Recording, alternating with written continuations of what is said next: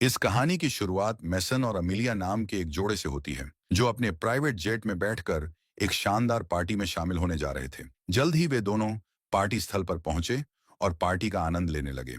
कुछ समय बाद उनकी मुलाकात परेज नाम के एक व्यक्ति से हुई, जो वहां सबसे अमीर था और इस पार्टी का मेजबान भी था। बातचीत के दौरान मेसन ने बताया कि उसके पास कारों का एक बड़ा कलेक्शन है और उसे गाड़ियों का बहुत शौक है। ये सुनकर परेज बहुत खुश हुआ, क्योंकि उसे भी कारें इकट्ठा करने का बहुत शौक था। इसके बाद परेज ने मैसन और अमीलिया को अपने प्राइवेट गैराज में चलने के लिए कहा, ताकि वह उन्हें अपनी कारों का कलेक्शन दिखा सके। वहां परेज ने अपनी सबसे पसंदीदा कार दिखाई, जिसकी कीमत लगभग $200 मिलियन थी। इस कार को देखकर मैसन और अमीलिया इसमें बैठकर इसे महसूस करना चाहते थे। परेज ने उनकी इस इच्छा को मान लिया और उन्हें कार में बैठने की अनुमति दे दी। जैसे ही वे कार में बैठे, अमीलिया ने लिंक नाम की एक हैकर को सिग्नल दिया। सिग्नल मिलते ही लिंक ने गैराज की सभी लाइटें बंद कर दी। इस दौरान मैसन के आदमियों ने परेज पर हमला कर उसे जमीन पर गिरा दिया। इस मौके का फायदा उठाकर मैसन ने कार स्टार्ट की और उसे लेकर वहां से भाग निकला। यहीं पर यह राज खुलता है कि मैसन और अमीलिया असल में प्रोफेशनल चोर हैं और इस पार्टी में आने का उनका असली मकसद इस कार को चुराना था। इसके बाद वे इस कार को एक बड़े ट्रक में रखते हैं और देश से भागने की कोशिश करने लगते हैं। लेकिन इससे पहले कि वे भाग पाते, एफबीआई की एक टीम ने उनका पीछा करना शुरू कर दिया। यह देखकर मैसन हैरान हो जाता है कि एफबीआई को उनके प्लान के बारे में कैसे पता चला। इसी दौरान अमीलिया अचानक मैसन पर बंदूक तान देती है, जिससे उसकी सारी उलझन दूर हो जाती है। यहाँ कहानी में एक नया मोड़ आता है और खुलासा होता है कि अमीलिया असल में कोई चोर नहीं, बल्कि एक एफबीआई एजेंट है। उसने मैसन से प्यार का नाटक सिर्फ इसलिए किया था ताकि उसे रंगे हाथों पकड़ सके। यह सच्चाई जानकर मैसन का दिल टूट जाता है, क्योंकि वह अमीलिया से सच में प्यार करता था। लेकिन फिर भी उसने अपनी टीम को प्लान बी पर काम करने का इशारा दिया। इस आदेश के मिलते ही उसकी टीम ने अपनी सभी गाड़ियां नदी में गिरा दी। इस प्लान बी की वजह से वे उस कीमती कार को नहीं चुरा सके, लेकिन एफबीआई के हाथों पकड़े जाने से बच गए। इसके बाद कहानी में 3 महीने बाद का सीन दिखाया जाता है। मैसन ने अब चोरी करना छोड़ दिया था और शहर से दूर एक साधारण जिंदगी जीने लगा। एक दिन उसका छोटा भाई शॉन उससे मिलने आया और बताया कि वह एक बैंक में चोरी करने की योजना बना रहा है। शॉन चाहता था कि मैसन भी इस प्लान में शामिल हो। हालांकि मैसन ने मना कर दिया और कहा, मैं अब रिटायर हो चुका हूं और किसी नए झमेले में नहीं पड़ना चाहता। शॉन ने उसे मनाने की बहुत कोशिश की, लेकिन जब मैसन नहीं माना तो शॉन वहां से चला गया। जाने से पहले उसने मैसन को एक फोन दिया और कहा कि अगर उसका मन बदल जाए तो वह उसे कॉल कर सकता है। 3 दिन बीत गए, लेकिन मैसन का फैसला नहीं बदला। चोरी वाले दिन लिंक ने मैसन को कॉल किया और पूछा, तुम चोरी के लिए अब तक पहुंचे क्यों नहीं? यह सुनकर मैसन हैरान रह गया, क्योंकि उसने तो शॉन को पहले ही मना कर दिया था। असल में शॉन ने अपनी टीम को यह बता दिया था कि मैसन इस मिशन के लिए तैयार है। पहले तो मैसन को बहुत गुस्सा आया, लेकिन हालात को संभालने के लिए उसे मजबूरी में इस चोरी के प्लान में शामिल होना पड़ा। दूसरी तरफ हम शॉन को देखते हैं। शॉन बैंक के बाहर एक कॉफी शॉप में बैठा था, क्योंकि बैंक का मैनेजर हर दिन वहां कॉफी पीने आता था। जैसे ही मैनेजर कॉफी शॉप में आया, शॉन उसके पास गया और उसे बंदूक दिखाकर बंधक बना लिया। इसके बाद वह मैनेजर को लेकर बैंक की ओर बढ़ने लगा, लेकिन तभी मैसन वहां पहुंच गया और उन्हें बैंक में जाने से रोक लिया। मैसन ने शॉन से कहा, तुम्हारा यह प्लान सही नहीं है, इसमें हम सब मारे जा सकते हैं। इस पर शॉन ने जवाब दिया, अब पीछे हटने का कोई फायदा नहीं है, क्योंकि हमारी टीम पहले ही बैंक के अंदर पहुंच चुकी है।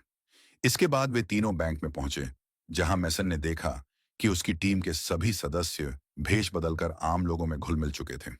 इधर शॉन मैनेजर को एक कोने में ले गया और उससे तिजोरी खोलने को कहा, लेकिन मैनेजर ने तिजोरी खोलने के बजाय बैंक का सिक्योरिटी अलार्म बजा दिया। अलार्म बजते ही पूरे बैंक में अफरा तफरी मच गई और बैंक के सिक्योरिटी गार्ड्स ने चोरों पर गोलियां चलानी शुरू कर दी। हालांकि मैसन की टीम ने बड़ी आसानी से उन गार्ड्स को हरा दिया और बैंक में मौजूद सभी कस्टमर्स को बंधक बना लिया। इसके बाद मैसन ने शॉन से पूछा, तुम्हारा असली टारगेट क्या है? शॉन ने बताया कि वह एक खास लॉकर की तलाश में है, जो इसाबेल फेरो नाम की एक औरत का है। उस लॉकर में एक हार्ड ड्राइव है, जिसमें कई मिलियन डॉलर्स की क्रिप्टो करेंसी छुपी हुई है। मैसन बैंक मैनेजर को लेकर वॉल्ट के पास गया और उसे लॉकर खोलने के लिए कहा। इस लॉकर को खोलने के लिए 2 चाबियों की जरूरत थी। एक चाबी मैनेजर के पास थी और दूसरी चाबी लॉकर की ओनर इसाबेल के पास। यह लॉकर तभी खुल सकता था जब दोनों चाबियां एक साथ इस्तेमाल की जाती। अब कहानी में ट्विस्ट यह था कि शॉन को इस दूसरी चाबी के बारे में कुछ भी पता नहीं था और वह बिना पूरी जानकारी के अपनी पूरी गैंग को लेकर बैंक लूटने आ गया था। जब मैसन को यह बात पता चली तो उसे शॉन पर बहुत गुस्सा आया। इसके बाद उसने लिंक से कहा कि वह लॉकर को हैक करके उसकी सिक्योरिटी को बाईपास करे और उसे खोल दे। लिंक ने अपनी स्किल्स दिखाई और कुछ ही मिनटों में लॉकर को हैक कर दिया। लेकिन जब उन्होंने लॉकर खोला तो उसमें कोई हार्ड ड्राइव नहीं थी। ये देखकर बैंक मैनेजर हंसने लगा और मैसन से कहा, यह तो सिर्फ एक नकली बॉक्स है, असली बॉक्स कहाँ है ये मुझे भी नहीं पता। इस हालात को देखकर मैसन को बहुत गुस्सा आया और उसने शॉन को इस खराब प्लान के लिए खूब सुनाया। इसी दौरान बाहर एफबीआई की टीम बैंक के चारों तरफ तैनात हो चुकी थी। इस मिशन की लीडर कोई और नहीं बल्कि मैसन की एक्स गर्लफ्रेंड अमिलिया थी। अमिलिया ने मैसन की टीम से संपर्क किया जहां लिंक ने उसे अपनी बातों में उलझाने की कोशिश की, लेकिन अमिलिया इन सब तरीकों को अच्छे से जानती थी, इसलिए उसने साफ कहा, मुझे फौरन मैसन से बात कराओ। अब लिंक ने मैसन को बताया कि एफबीआई उससे बात करना चाहती है। मैसन ने शॉन से कहा कि वह बैंक मैनेजर पर नजर रखे और जल्दी से लिंक के रूम में पहुंचा। जैसे ही उसने फोन पर अमिलिया की आवाज सुनी, उसकी पुरानी यादें ताजा हो गईं। लेकिन फिर उसने खुद को याद दिलाया कि अब अमिलिया उसकी दुश्मन है और उसकी टीम को पकड़ने आई है। इसके बाद मैसन ने अमिलिया से बातचीत शुरू की और कहा, तुम अपनी टीम को बैंक से 50 फीट दूर कर लो, वरना मैं एक एक करके इन बंधकों को मार दूंगा। साथ ही उसने यह भी कहा कि हम सभी के लिए पिज्जा और बियर का इंतजाम करो और इन्हें डिलीवर करने के लिए तुम खुद बैंक के अंदर आओ। अमीलिया ने यह शर्त मान ली, लेकिन बदले में उसने मैसन से 2 बंधकों को छोड़ने की मांग की। मैसन ने बिना किसी बहस के उसकी मांग मान ली। इसके बाद मैसन की टीम ने सभी बंधकों को बैंक की ऊपरी मंजिल पर शिफ्ट कर दिया और अमीलिया के आने का इंतजार करने लगी। कुछ देर बाद अमीलिया खाने पीने का सामान लेकर बैंक के अंदर पहुंची। वहां उसकी मुलाकात मैसन से हुई, जो उसे देखकर काफी खुश हुआ और उससे प्यार भरी बातें करने लगा। हालांकि अमीलिया ने उसकी बातों को नजरअंदाज किया और उसे सरेंडर करने को कहा। मैसन ने साफ इनकार कर दिया और अमिलिया को बैंक से बाहर जाने के लिए कह दिया। इसके बाद मैसन ने अपनी टीम को खाना खिलाया और समझौते के अनुसार 2 बंधकों को रिहा कर दिया। लेकिन तभी कुछ ऐसा हुआ जिसकी किसी को उम्मीद नहीं थी। बैंक मैनेजर ने अचानक शॉन पर हमला कर दिया और उसकी बंदूक छीनकर भागने लगा। मैसन ने तुरंत उसका पीछा किया और काफी दौड़ भाग के बाद आखिरकार उसे पकड़ लिया। इसके बाद मैसन ने मैनेजर से सख्ती से पूछताछ की और इसाबेल के बारे में सारी जानकारी हासिल कर ली। मैनेजर ने बताया कि इसाबेल फैरो इस देश के सबसे बड़े गैंगस्टर एबिल की पत्नी है। वह आगे बताता है, मैनेजर ने बताया कि एबिल एक बेहद खतरनाक गैंगस्टर है और उसके पास देश के सबसे पावरफुल पॉलिटिशियन का समर्थन है। शायद उसी हार्ड ड्राइव में उन पॉलिटिशियनों के काले कारनामों के सबूत मौजूद हैं। अगर ये सबूत बाहर आ गए तो पूरे देश की सरकार खतरे में पड़ सकती है। हालांकि यह सब जानने के बाद भी मैसन ने हार्ड ड्राइव को चुराने का फैसला किया ताकि वह सरकार को ब्लैकमेल करके इस बैंक से सुरक्षित बाहर निकल सके।